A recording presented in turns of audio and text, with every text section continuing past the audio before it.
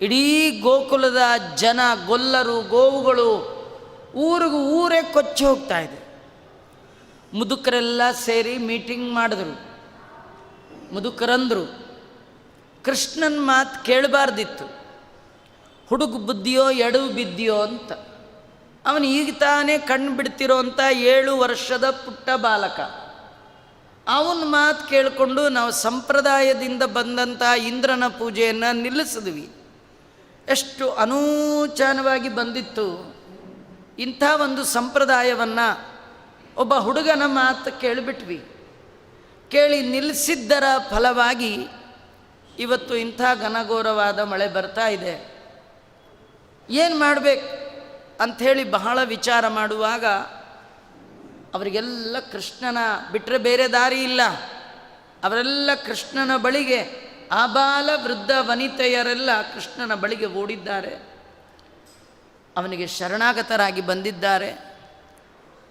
ಭಗವಂತ ಅನ್ಯತಾ ಶರಣಂ ನಾಸ್ತಿ, ನಿನ್ನ ಹೊರೆತು ಪೊರೆವವರ ನಾನರಿಯೇ ಹರಿಯೇ ಅಂತ ಅವನ ಪಾದಾಕ್ರಾಂತರಾಗಿದ್ದಾರೆ. ನೋಡಿ, ಈ ಎಲ್ಲ ಕಥೆಗಳ ಒಳಗೆ ನಮಗೆ ಕ್ಷಣ ಕ್ಷಣಕ್ಕೆ ಸಂದೇಶ ಇದೆ. ದೇವರ ಪಾಡಿಗೆ ದೇವರು, ನಮ್ಮ ಪಾಡಿಗೆ ನಾವಿದ್ದರೆ ದೇವರು ನಮ್ಮ ತಂಟೆಗೆ ಬರಲ್ಲ. ನಿನ್ನ ಹಣೆ ಬರ ನೀನೇ ಅನುಭವಿಸ್ಕೋ ಅಂತ ಬಿಟ್ಟು ಬಿಡ್ತಾರೆ. ನಾವು ಕೂಡ ದೇವ್ರದ್ದೇನು ಮುಲಾಜಾಚಾರ್ಯ, ದೇವ್ರು ಏನು ಮಾಡಿದ್ರೆ ನಮ್ಮ ಹಣೆ ಬರ ನಾವೇ ಅನುಭವಿಸ್ಬೇಕು. ಇದೆಲ್ಲ ಕೆಟ್ಟ ಕುತರ್ಕ ಮಾಡಲಿಕ್ಕೆ ಹೋಗಬೇಡಿ. ನೀವು ಜನ್ಮ ಜನ್ಮಾಂತರದಲ್ಲಿ ಗಳಿಸಿಟ್ಟ ಪಾಪಕರ್ಮವನ್ನು ನಾನೇ ಉಣ್ತೇನೆ, ನಿಂದೇನು ಹಂಗೆ ಬೇಡ ಅಂತಂದ್ರಿ ಅಂತ ಇಟ್ಕೊಳ್ಳಿ. ಎಷ್ಟು ಜನ್ಮದಲ್ಲಿಯೂ ನಿಮ್ಮ ಪ್ರಾರಬ್ಧ ಕರ್ಮವನ್ನು ಸವಿಸ್ಕೊಳ್ಳಿಕ್ಕೆ ಸಾಧ್ಯವೇ ಇಲ್ಲ. ದೇವರು ಕರುಣೆಯಿಂದ ಒಮ್ಮೆ ನಿಮ್ಮ ಕಡೆ ನೋಡಿದರೆ ಸಾಕು, ನಿಮ್ಮನ್ನು ಒಮ್ಮೆ ಹೀಗೆ ನೋಡಿಬಿಟ್ರೆ ಸಾಕು, ಜನ್ಮ ಜನ್ಮಾಂತರದ ಪಾಪದ ಗಂಟನ್ನು ಭಸ್ಮ ಮಾಡಿಬಿಡ್ತಾನೆ. ನೀವು ಅನುಭವಿಸ್ಲಿಕ್ಕೇನೂ ಉಳಿಯೋದೇ. ವಿಜಯೇಂದ್ರ ಸ್ವಾಮಿಗಳು ಭಗವಂತನನ್ನು ಪ್ರಾರ್ಥನೆ ಮಾಡ್ತಾ ಹೇಳ್ತಾರೆ. ವಿಜಯೇಂದ್ರ ಸ್ವಾಮಿಗಳಂಥ ಮಹಾನುಭಾವರು, ನಾವೆಲ್ಲ ನಮ್ಮನ್ನು ಅವ್ರ ಜೊತೆಗೆ ಎಂದೆಂದೆಂದೆಂದು ಕಂಪೇರ್ ಮಾಡಿಕೊಳ್ಳಿಕ್ಕೆ ಸಾಧ್ಯವೇ ಇಲ್ಲ. ಅವರು ಹೇಳ್ತಾರೆ, ಸ್ವಾಮಿ, ಜನ್ಮಾಂತರದಲ್ಲಿ ನಾನೆಲ್ಲ ಏನು ಪ್ರಾರಬ್ಧವನ್ನು ಮಾಡಿದ್ದೇನೆ, ನಿಂದು ನನಗೂ ಹಾಗೆ ಬೇಡೇ ಬೇಡ, ನಿಂದು ನನಗೆ ಯಾವ ಹಂಗೂ ಬೇಡ, ನಾನೇ ಕಳ್ಕೊಳ್ತೇನೆ ಅಂದರೆ ಅದು ಸಾಧ್ಯವೇ ಇಲ್ಲ. ಕಳ್ಕೊಳ್ಳಿಕ್ಕಿರೋದು ಒಂದೇ ಉಪಾಯ ಅಂದರೆ ನಿನ್ನ ಕರುಣೆ. ನೀನು ಕರುಣೆಯಿಂದ ಒಮ್ಮೆ ನನ್ನನ್ನು ನೋಡಿದಾಗ ಮಾತ್ರ ಅನಂತ ಜನ್ಮಗಳ ಪಾಪಗಳ ಮೂಟೆಯನ್ನು ನಾನು ಕಳ್ಕೊಳ್ಳಿಕ್ಕೆ ಸಾಧ್ಯ. ಬಿಟ್ಟೆ ಬೇರೆ ಯಾವ ದಾರಿಯೂ ಇಲ್ಲ. ಹಾಗಾಗಿ ನೀನು ನನಗೆ ಅನುಗ್ರಹ ಮಾಡು ಅಂತ ಪ್ರಾರ್ಥನೆ ಮಾಡ್ತಾರೆ. ಭಗವಂತ ಯಾರಿಗೆ ಯಾವಾಗ ಅನುಗ್ರಹ ಮಾಡ್ತಾನೆ ಅಂದರೆ, ಯಾರು ನಮ್ಮ ಕೈಯಲ್ಲಿ ಇನ್ನೇನಿಲ್ಲ, ಎಲ್ಲ ನಿನ್ನ ಕೈಯಲ್ಲೇ ಇರೋದು ಅಂತ ಹೇಳಿ ಅವನ ಬಳಿಗೆ ಶರಣಾಗತರಾಗಿ ಬರಬೇಕು ನಾವು. ನೀವು ಈ ಪೂರಿ ಆ ಕಡೆ ಎಲ್ಲ ದೇವಸ್ಥಾನಕ್ಕೆ ಹೋದರೆ ಅವ್ರು ಹೀಗೆ ಬರಲ್ಲ ದೇವರ ಹತ್ರ, ಅವ್ರು ಹೀಗೆ ಅಂದ್ಕೊಂಡೇ ಬರ್ತಾರೆ. ಸರೆಂಡರ್, ದೇವರಲ್ಲಿ ಶರಣಾಗತಿ. ನಂದೇನದೋ ಸ್ವಾಮಿ, ನಿಂದೇ ಇದೆಲ್ಲ. ದೇವರ ಬಳಿಗೆ ಬರುವಾಗ ನಂದು ಅಂತ ಇಟ್ಕೊಂಡು ಏನಿಲ್ಲ, ನಿಂದು ಅಂತ ಅಂದ್ಕೊಂಡು ಬರ್ತಾ ಇರಬೇಕು. ಏನು ನಿಂದು? ಈ ರಕ್ಷಣೆ ನಿಂದು, ಈ ಶಿಕ್ಷೆ ನಿಂದು, ನೀ ಏನು ಮಾಡ್ತೀಯ ಅದೆಲ್ಲ ನಿಂದೆ. ಅದರಿಂದ ನಿನ್ನ ಬಿಟ್ಟರೆ ಇನ್ಯಾರು ನಮ್ಮನ್ನು ರಕ್ಷಣೆ ಮಾಡುವವರಿಲ್ಲ ಅಂತ ಯಾರು ಭಗವಂತನನ್ನು ಈ ಬಗೆಯಿಂದ ಉಪಾಸನೆ ಮಾಡ್ತಾರೆ ಅವರಿಗೆ ಮಾತ್ರ ಭಗವಂತ ರಕ್ಷಕನಾಗಿ ಬರ್ತಾನಂತೆ. ಯಾರು ಭಗವಂತನನ್ನು ಮರೆತಾರೆ, ದೇವರಿಗೆ ಬೆನ್ನು ಮಾಡಿ ಇಡೀ ಜೀವನವನ್ನೇ ನಡೆಸ್ತಾರೆ, ಅವರ ತಂಟೆಗೆ ದೇವರು ಹೋಗಲ್ಲ, ಅನುಭವಿಸ್ಕೋ ಹೋಗೋದು ಬಿಟ್ಬಿಡ್ತಾರೆ. ಆದರೆ ಇಡೀ ಗೋಕುಲದ ಎಲ್ಲರೂ ಕೂಡ ಭಗವಂತನನ್ನ ಅನನ್ಯ ಬಂಧು ಅಂತ ಉಪಾಸನೆ ಮಾಡಿದ್ದಾರೆ. ನಿನ್ನ ಬಿಟ್ಟು ಇನ್ನೊಬ್ಬ ಬಂಧುಗಳು ನಮಗಿಲ್ಲ. ಎಲ್ಲ ಬಂಧುಗಳು ನಮ್ಮ ಥರ ಮಳೆಯಲ್ಲೇ ಸಿಕ್ಕಾಕೊಂಡಿದ್ದಾರೆ. ನಮ್ಮನ ಮೇಲೆ ಬಂಧುಗಳು ಎಲ್ಲ ಸಂಸಾರದಲ್ಲಿ ಬಿದ್ದವರೇ, ಸಂಸಾರದಿಂದ ಎದ್ದವರು ಯಾರಿಲ್ಲ, ಸಂಸಾರವನ್ನು ದಾಟಿಸುವವರು ಯಾರಿಲ್ಲ. ಅದು ನೀನು ಮಾತ್ರ ಅಂತ ಆ ಭಗವಂತನಲ್ಲಿ ಪ್ರಾರ್ಥನೆ ಮಾಡಿದಾಗ ಮಾತ್ರ ದೇವರು ತನ್ನ ಅನುಗ್ರಹ ಕೈಯನ್ನು ಆ ಭಕ್ತರ ಮೇಲೆ ಇಡ್ತಾನಂತೆ, ಇಲ್ಲದೇ ಇದ್ರಿಲ್ಲ. ನಮಗೇನು ನಮ್ಮ ಚಿಕ್ಕಪ್ಪ ಇದ್ದಾರೆ, ನಮಗೆ ಲೈಫ್ ಇನ್ಶೂರೆನ್ಸ್ ಇದೆ, ನಮಗೇನು ಬ್ಯಾಂಕ್ ಬ್ಯಾಲೆನ್ಸ್ ಇದೆ, ನಮಗೇನು ರೀ ಮಕ್ಕಳಿದ್ದಾರೆ, ಅಯ್ಯೋ ನಮಗೇನು ರೀ ಆಚಾರ ಇದ್ದಾರೆ ಮಧ್ವಾಚಾರ ಅಂತ ಇಟ್ಕೋಬೇಕು, ಬೇರೆ ಯಾರನ್ನಲ್ಲ. ಅದನ್ನು ಬಿಟ್ಟು ಅವರಿದ್ದಾರೆ ಇವರಿದ್ದಾರೆ ಅಂದರೆ ದೇವ್ರಂತಾನೆ, ಅವ್ರ ಹತ್ರ ನಮ್ಮ ಹತ್ರ ಯಾಕೆ ಬರ್ತೀಯಪ್ಪ ಅಂತ. ಈ ನಂದ ಗೋಕುಲದ ಎಲ್ಲ ಜನ ಆ ಮಳೆಯ ಕಾಟಕ್ಕೆ ಹೆದರಿ, ಇಂದ್ರನ ಉಪಟಳಕ್ಕೆ ಹೆದರಿ ಅವರೆಲ್ಲ ಕೃಷ್ಣನ ಬಳಿಗೆ ಬಂದಿದ್ದಾರೆ. ಕೃಷ್ಣ ಅಂದ, ಯಾಕೆ ಯೋಚನೆ ಮಾಡ್ತೀವಿ, ನಿಮ್ಗೆ ಯಾಕೆ ಭಯ, ಯಾವ ಭಯವೂ ಬೇಡ ಅಂತನ. ಹಾಗೆ ಅಭಯ ಕೊಡುವಂತಹವ ಅಂದರೆ ಭಗವಂತ ಮಾತ್ರ. ಯಾಕಂದರೆ ಭಯಕೃತ್ ಭಯನಾಶನ, ಭಯವನ್ನು ಉಂಟು ಮಾಡುವವನು ಅವನೇ, ಭಯವನ್ನು ಪರಿಹಾರ ಮಾಡುವವನು ಅವನು. ಯಾರು ಬಂಧನದಲ್ಲಿಟ್ಟಿರ್ತಾನೋ ಅವನೇ ಬಂಧನ ಬಿಡುಗಡೆ ಮಾಡಬೇಕೇ ವಿನಃ ಬೇರೆಯವರಿಗೆ ಹೇಗೆ ಸಾಧ್ಯ? ಹಾಗಾಗಿ ನಮ್ಮೆಲ್ಲ ಭವದ ಭಯವನ್ನು ಪರಿಹಾರ ಮಾಡುವವ ನೀನು ಅಂತ ಅವರೆಲ್ಲ ಕೃಷ್ಣನ ಬಳಿಗೆ ಬಂದಾಗ ಕೃಷ್ಣ ಅಂತಾನೆ, ನೀವೇನು ಯೋಚನೆ ಮಾಡಬೇಡಿ, ನೀವು ಯಾವ ದೇವರನ್ನು ಆರಾಧನೆ ಮಾಡಿದ್ದೀರೋ ಆ ದೇವರೇ ನಿಮ್ಮನ್ನು ರಕ್ಷಣೆ ಮಾಡ್ತಾನೆ. ನೀವು ಯಾರು ಆರಾಧನೆ ಮಾಡಿದ್ರಿ, ಇಂದ್ರನ್ ಬಿಟ್ಟು ಬೆಟ್ಟಕ್ಕೆ ಪೂಜೆ ಮಾಡಿದ್ರಲ್ವ, ಬನ್ನಿ ನಿಮಗೆ ಬೆಟ್ಟನೇ ರಕ್ಷಣೆ ಮಾಡತ್ತೆ ಅಂತ ಹೇಳಿ ಭಗವಂತ ಏನು ಮಾಡ್ದ, ಆ ಬೆಟ್ಟವನ್ನೇ ಮೇಲೆತ್ತಿದ್ದಾನೆ, ಎಲ್ಲರನ್ನೂ ಆಹ್ವಾನ ಮಾಡಿದ್ದಾನೆ, ಒಳಗೆ ನಿಲ್ಲಿ, ನಿಮಗೆ ಯಾವ ಮಳೆಯ ಭಯ ಇಲ್ಲ ಅಂತ ಭಗವಂತ ಗೋವರ್ಧನ ಪರ್ವತವನ್ನೇ ಎತ್ತಿದ್ದ.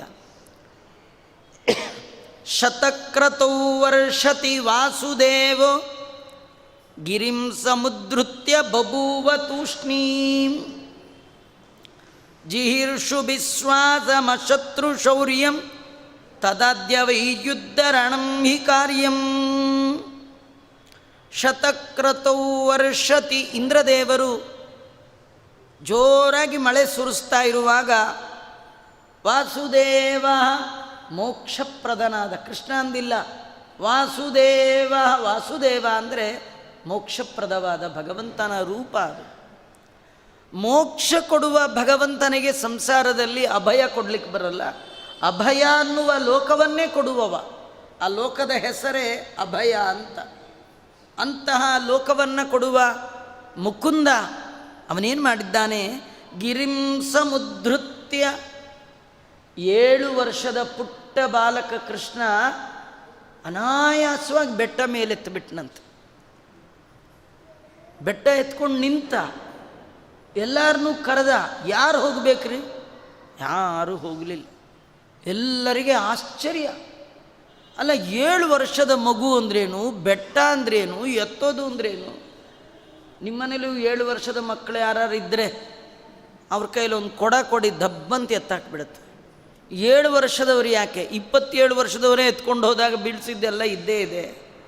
ಇನ್ನು 7 ವರ್ಷದವರು ಆ ಪುಟ್ಟ ಕೃಷ್ಣ ನೋಡಲಿಕ್ಕೆ ಇನ್ನೂ ಹಾಲು ಕುಡಿಯೋ ತುಟಿ ಪುಟ್ಟ ಕೃಷ್ಣ, ಅದು ಏನು ಬೆಟ್ಟ ಎತ್ತಿದ್ದಾನಲ್ಲ, ಅದರೊಳಗೂ ಭಾರಿ ಸ್ಟೈಲು ಕೃಷ್ಣಂದು. ತ್ರಿಭಂಗಿ ಮಧುರಾಕೃತಿ ಗೋವರ್ಧನ ಚಲೋದರ್ಥ ಗೋಪಾಲ ಸರ್ವಪಾಲಕ. ಅದು ತ್ರಿಭಂಗಿ, ಆ ಪರ್ವತ ಎತ್ತುವಾಗ 3 ಕಡೆ ಡೊಂಕ್ ಮಾಡ್ಕೊಂಡ. ಅದೇನು ಕಥೆ, ಈ ವೆಯ್ಟ್ ಲಿಫ್ಟಿಂಗ್ ಮಾಡ್ತಾರೆ ನೋಡಿದ್ದೀರಿ, ಅವರು ಸೊಟ್ಟಗೆ ನಿಂತ್ಕೊಂಡು ಎತ್ತುತ್ತಾರ. ಅವರು ಮೊದಲು ಬಂದು ಕೈಗೆಲ್ಲ ಮಣ್ಣು ಮಸಿ ಎಲ್ಲ ಬಳ್ಕೊಂಡು, ಆಮೇಲೆ ಕಾಲು ಊರಗಲ ಮಾಡಿಕೊಂಡು ಅದನ್ನು ಹಿಡ್ಕೊಂಡು ಸ್ವಲ್ಪ ಟ್ರೈ ಮಾಡಿ, ಆಮೇಲೆ ಕಷ್ಟಪಟ್ಟು ಸ್ಟ್ರೈಟಾಗಿ ನಿಂತ್ಕೊಳ್ತಾರೆ. ಅದನ್ನು ಫೋಟೋ ಕ್ಲಿಕ್ ಮಾಡಿದ ತಕ್ಷಣ ಮೆತ್ತಗಿಳಿಸ್ತಾರ, ದಬ್ಬಂತ ಎತ್ತಾಕೋಗ್ಬಿಡ್ತಾರೆ. ಆ ಎತ್ತಿರುವ ಸ್ಟೈಲ್ ನೋಡಿದ್ರೇ ಎಷ್ಟು ಭಾರದ್ದಿದ್ದು ಅನ್ನೋದು ಗೊತ್ತಾಗ್ತಾ ಇರುತ್ತೆ. ಕೃಷ್ಣ ಇಷ್ಟು ಭಾರವಾದ ಎತ್ತಿದ್ದಾನಲ್ಲ, ಅವನದು ಆ ಥರ ಪೌಡ್ರ್ ಕೈಗೆ ಹಚ್ಕೊಳ್ಳೋದು, ಕಾಲಗಲ ಮಳೆಯ ಕಾರ್ಯಕ್ರಮನೇ ಇಲ್ಲ. ಅವನದು ಏನಂದರೆ ಸೊಂಟ ಒಂದು ಕಡೆ, ಕಾಲು ಒಂದು ಕಡೆ, ಕೈ ಒಂದು ಕಡೆ, ತಲೆ ಒಂದು ಕಡೆ, ತ್ರಿಭಂಗಿ. ಭಗವಂತ 3 ಭಂಗಿಯಲ್ಲಿ ಇದರ್ಥ ಏನು ಗೊತ್ತಾ, ಇದೇನು ಭಾರ ಇಲ್ಲ ಅಂತ ತೋರಿಸೋ ಹುಟ್ಟು. ಭಾರ ಇದ್ದರೆ ನೆಟ್ಟಿಗೆ ಹಿಡ್ಕೋಬೇಕು. ಮನೆಯಲ್ಲೆಲ್ಲ ಈ ದೇವ್ರ ಪಾತ್ರೆ ತೊಳೆದು ಅಥವಾ ಇನ್ನೇನಾರು ಪಾತ್ರೆ ಗೀತ್ರೆ ತೊಳೆದು ತರುವಾಗ ಬೀಳಿಸ್ಬಿಟ್ರೆ ನೋಡಿದ ವಯಸ್ಸಾದವ್ರು ಹೇಳ್ತಿದ್ರು ಮೈ ಮೇಲೆ ಎಚ್ಚರಿಕೆ ಇಲ್ವಾ ಅಂತ, ಸ್ವಲ್ಪ ನೆಟ್ಟಿಗೆ ತರಬೇಕು ಅಂತ ಗೊತ್ತಾಗಲ್ವಾ ಅಂತ. ಹಿರಿಯರಿಗೆಲ್ಲ ಹಿರಿಯನಾದ ಕೃಷ್ಣ ಅವನೇ ಸೊಟ್ಟಗೆ ನಿಂತರೆ ನೆಟ್ಟಿಗೆ ನಿಂತ್ಕೊ ಅಂತ ಹೇಳೋರು ಯಾರು? ಅವನು ಸೊಟ್ಟಿಗೆ ಯಾಕೆ ನಿಂತ ಅಂದರೆ ಸೊಟ್ಟಿಗೆ ನಿಂತಿದ್ರೊಳಗೆ ಒಂದು ಸಂದೇಶ, ನನಗೆ ಈ ಬೆಟ್ಟ ಏನೂ ಭಾರ ಅಲ್ಲ ಅಂತ ಹೇಗೆ ಹೇಳಬೇಕು ಬಾಯೊಳಗೆ?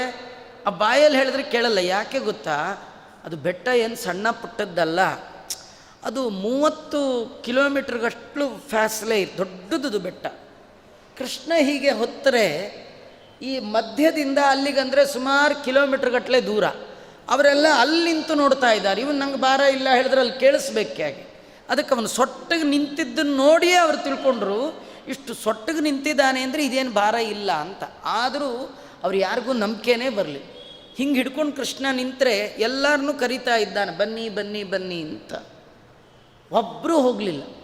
ಎಲ್ಲರಿಗೆ ಡೌಟ್, ಏನೋ ಹಿಡ್ಕೊಂಡಿದೆ, ಅಕಸ್ಮಾತ್ ಮಗು ಎತ್ಕೊಂಡಿದೆ, ಎಷ್ಟೊತ್ತು ಎತ್ಕೊಳ್ಳುತ್ತೆ? ಒಂದು 5 ನಿಮಿಷ. ಆಮೇಲೆ ಕೈ ಸ್ವಲ್ಪ ನೋವು ಅಂತ ಕೆಳಗೆ ಬಿಟ್ಟರೆ ಯಾರಿಗೆ ಪ್ರಾಬ್ಲಮ್? ನಿಂತವರೆಲ್ಲ ಗೋವಿಂದ ಆಗಿಬಿಡ್ತಾರೆ ಅಲ್ವಾ? ಈಗ 60-80 ಸ್ಪೀಡಲ್ಲಿ ಗಾಡಿ ಹೋಗ್ತಿರುವಾಗ ಡ್ರೈವರ್ಗೆ ಅರ್ಧ ಗಂಟೆ ನಿದ್ದೆ ಬರಬೇಕಾದ್ದಿಲ್ಲ. ಎಷ್ಟೊತ್ತು ಬಂದರೆ ಸಾಕು, ಫ್ರ್ಯಾಕ್ಷನ್ ಆಫ್ ಸೆಕೆಂಡ್ ನಿದ್ದೆ ಬಂದರೂ ಕೂಡ ಒಳಗೆ ಕೂತವರೆಲ್ಲ. ಅಂದಮೇಲೆ ಕೃಷ್ಣ ಕೈ ಹಿಡ್ಕೊಂಡಿರ್ತಾನೆ, ಇನ್ನೂ ಒಂದು ಕ್ಷಣ 1 ನಿಮಿಷ ರೆಸ್ಟ್ ತೊಗೊಳ್ತೀನಿ ಇದು ಕೆಳಗಿಟ್ಬಿಟ್ರೆ ನಾವೆಲ್ಲ ಈಚ್ಕೋಗೋದೆ ಹಾಗೆ. ಇದೆಲ್ಲ ಬೇಡ ಬೇಡ ಅಂತ ಹಾಗೆ ನಿಂತರು. ಕಡೆಗೆ ಯಾರೂ ಧೈರ್ಯನೇ ಮಾಡಲಿಲ್ಲ ಒಳಗೆ ಹೋಗಲಿಕ್ಕೆ. ದೂರದಲ್ಲಿದ್ದ ಯಶೋದೆ ನೋಡಿದ್ಲಂತೆ, ಅಯ್ಯೋ ಅಯ್ಯೋ ಎಷ್ಟು ಚೆನ್ನಾಗಿದೆ ನನ್ನ ಮಗ. ಅದೇನಾಯಿತು ಅಂದರೆ ಮುಂದೆ ವರ್ಣನೆ ಮಾಡ್ತಾರೆ, ಕೃಷ್ಣ ಆ ನದಿ ತೀರದಲ್ಲಿ ಬೇರೆ ಪರ್ವತವನ್ನು ಎತ್ತಿದ್ದ. ಇಡೀ ಊರಿಗೂರೇ ನದಿ ಆಗಿಬಿಟ್ಟಿತ್ತು ಆ ಮಳೆಯಿಂದಾಗಿ. ಕೃಷ್ಣ ಹೀಗೆ ಬೆಟ್ಟ ಎತ್ತಿದ್ರೆ ಬೆಟ್ಟದ ಪ್ರತಿಬಿಂಬ ನೀರಲ್ಲಿ ಬಿದ್ದಿತ್ತು. ನೀರಲ್ಲಿ ಬಿದ್ದ ಪ್ರತಿಬಿಂಬ ತಳ್ಕಂಬಳಕವಾಗಿತ್ತು. ಇದು ಮೇಲೆ ಗೋಪುರ, ಕೆಳಗೊಂದು, ಮಧ್ಯದಲ್ಲಿ ಕೃಷ್ಣ. ಹೇಗಿತ್ತು ಅಂದರೆ ಒಳ್ಳೆ ಸಂಪುಟದಲ್ಲಿ ಮಧ್ಯದಲ್ಲಿ ಕೃಷ್ಣ ಇದ್ದ ಹಾಗೆ. ಯಶೋದೆ ನೋಡಿದ್ಲು, ಎಂಥ ಅದ್ಭುತವಾದ ಭಂಗಿ. ಎಲ್ಲೆಲ್ಲೋ ನಿಂತ್ಕೊಂಡು ಸೆಲ್ಫಿ ತೆಕ್ಕೊಳ್ತಾರೆ, ಸೆಲ್ಫಿ ತೆಕ್ಕೊಂಡ್ರೆ ಇಲ್ಲೇ ತೆಕ್ಕೋಬೇಕು ಅಂಥೇಳಿ ಕೃಷ್ಣನ ಪಕ್ಕ ಬಂದು ನಿಂತು ಬಿಟ್ಲಂತ. ಅಲ್ಲ ಯಾರೋ ಹೇಳಿದ್ರಂತ, ಅಲ್ಲಮ್ಮ ಒಳಗೆ ಹೋಗ್ತಿದ್ಯಾ ಕೃಷ್ಣ, ಕೆಳಗೆ ಬಿಟ್ಟರೆ ಹೋಗ್ಬಿಡ್ತೀಯ ಅಂದರೆ. ಇದ್ರೊಂದು ಹೋದ್ರೊಂದು. ಭಗವಂತನ ಬಳಿ ಬರುವಾಗ ಪ್ರಾಣವನ್ನು ಅರ್ಪಣೆ ಮಾಡಿ ಬರಬೇಕಂತ, ಹೆದರಬಾರ್ದು. ದೇವರ ಬಳಿ ಬರಬೇಕಾದ್ರೆ ಹೆದರಿಕೆ ಇಲ್ಲ. ಅವಳಂತಾಳೆ, ಇಂಥ ಮಗು ಇಲ್ಲ ಅಂದಮೇಲೆ ನಾನಿದ್ದೇನು ಪ್ರಯೋಜನ? ಹೋದರೆ ಈ ಮಗು ಒಟ್ಟಿಗೆ ಹೋಗ್ತೀನಿ, ಇದ್ದರೆ ಆ ಮಗು ಒಟ್ಟಿಗೆ ಬರ್ತೀನಿ. ಒಳಗೋಗ್ಬಿಟ್ಟು ಅವಳಿಗೇನೆಂದರೆ ಹೆಣ್ಮಕ್ಳಿಗೆ ಭಾರೀ ಧೈರ್ಯ. ಯಾವಾಗಲೂ ಯಾವುದೇ ಒಂದು ವ್ರತ ನೇಮ ಏನು ಮಾಡಬೇಕಾದ್ರೆ ಮನೇಲಿ ಹೆಣ್ಮಕ್ಳು ಅವರು ಮೊದಲು ಒಪ್ಪಿಗೆ ಆಯಿತು, ಅವರು ಶುರು ಮಾಡಿದ್ರು ಅಂದರೆ ಇದ್ದವ್ರನ್ನೆಲ್ಲ ದಾರಿಗೆ ತರ್ತಾರೆ. ಅವರೇ ಸ್ವಲ್ಪ ಯೋಚನೆ ಮಾಡ್ತಾ ಶುರು ಮಾಡಿದ್ರೆ ಯಾರು ಮಾಡೋರೇ ಇಲ್ಲ. ಅದಕ್ಕೆ ಕೃಷ್ಣನ ಬಳಿಗೆ ಹೋದವರಲ್ಲಿ ಮೊದಲಿಗಳು ಯಾರಂದರೆ ಯಶೋದೆ ಹೊರಟೋದ್ಲಂತ. ಅವಳು ಹೊರಟದ್ದು ನೋಡಿ ಗಂಡ ನೋಡ್ದ, ಅಲ್ಲ ನೀನೇ ಪರವಾಗಿಲ್ಲ, ಚಾತುರ್ಮಾಸ್ಯ ಮಾಡ್ತೀಯ, ಏಕಾದಶಿ ಮಾಡ್ತೀಯ, ನಾನು ಬರೀ ಮುದ್ರೆಗೋಪಚಾರ ಜೋರಾಯ್ತೆ ವಿನಃ ಆ ಸಾಧನೆ ಗೋವಿಂದ ಅಂಥೇಳಿ ಅವನು ನೋಡ್ದ. ಇಂಥ ಮಗ ಇಂಥ ಹೆಂಡ್ತಿನ ಬಿಟ್ಟು ನಾ ಯಾಕಿರಲಿ, ನನಗೂ ಅದೇ ಆಗಲಿ. ಅವನು ಬಂದು ನಿಂತ. ಒಂದು ಕಡೆ ಗಂಡ ಹೆಂಡ್ತಿ, ಮಧ್ಯ ಕೃಷ್ಣ. ಆಮೇಲೆ ಈ ಮುದುಕರೆಲ್ಲ ನೋಡಿದ್ರು, ಇಂಥ ಪುಟ್ಟ ಹುಡುಗ, ಇಂಥ ಈಗ ನಂದಗೋಪ ಯಶೋದೆ ಇವರೇ ಇಷ್ಟ ಆದಮೇಲೆ ನಾವು ವಯಸ್ಸಾದವರು, ಇವತ್ತಲ್ಲ ನಾಳೆ ಹೋಗೋರೆ, ಹೋಗೋದಿದ್ರೆ ಕೃಷ್ಣನ ಒಟ್ಟಿಗೆ ಹೋಗೋಣ ಅಂತ ಮುದುಕರೆಲ್ಲ ಬಂದರು. ಮುದುಕರೆಲ್ಲ ಬಂದಮೇಲೆ ಅವ್ರ ಮಕ್ಕಳು ಮೊಮ್ಮಕ್ಕಳು ಈ ತಾತ ಬೇಡ ಬೇಡ ಅಂದರೂ ಪ್ರವಚನಕ್ಕೆ ಹೋಗ್ಬಿಟ್ಟಿರ್ತಾರೆ. 8:30 9 ಆದರೂ ಬರಲ್ಲ, ಕರ್ಕೊಂಡು ಬರೋಕ್ಕೆ ಅಂತ ಬಂದಿರ್ತಾರೆ ಕೆಲವರು. ಹಾಗೆ ತಾತ ಹೋಗಿದ್ದಾರೆ ಅಂತ ಕೆಲವರು ಅವರು ಒಳಗೆ ಹೋದರು. ಹೀಗೆಲ್ಲ ಆ ಗೋವರ್ಧನ ಪರ್ವತವನ್ನೇ ಆಶ್ರಯ ಮಾಡಿಕೊಂಡು ಎಲ್ಲ ನಿಂತಿದ್ದಾರೆ.